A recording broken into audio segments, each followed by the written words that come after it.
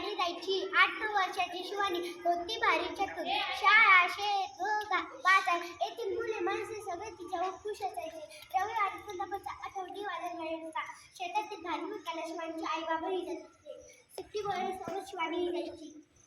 शिवानी आज तुला सुट्टी आहे, तू कसं राहायचं सगळे?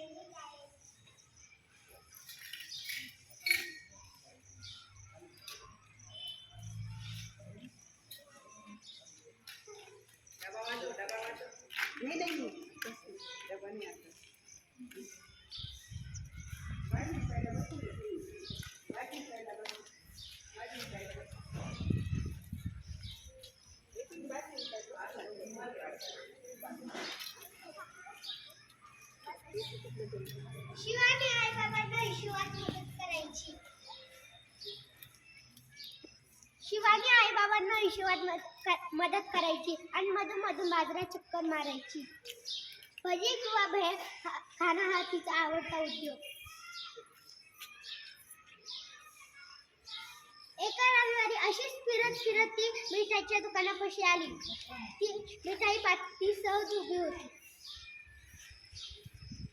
हलवाई तिच्याकडे पाहत होता. तो गल्ल्यावरून उठून शिवानीकडे आला. हे मुली, चल पैसे काढ. कसले पैसे? मगापासून माझ्या मिठाईचा वास येत आहे, त्याचे पैसे. पण मिठाईचा वास तर येणारच ना, म्हणून काय वासाचे पैसे द्यायचे?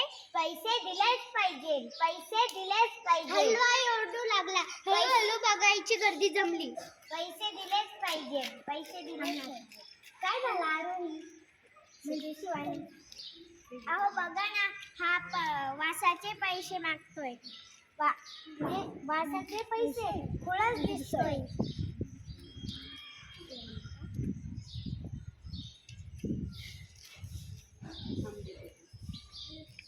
थांबा, देते पैसे. शिवानी आई बाबांकडे निघाली.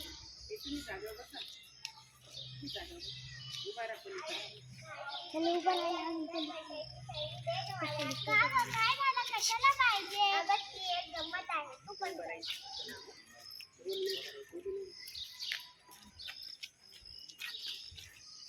मिळाले पैसे.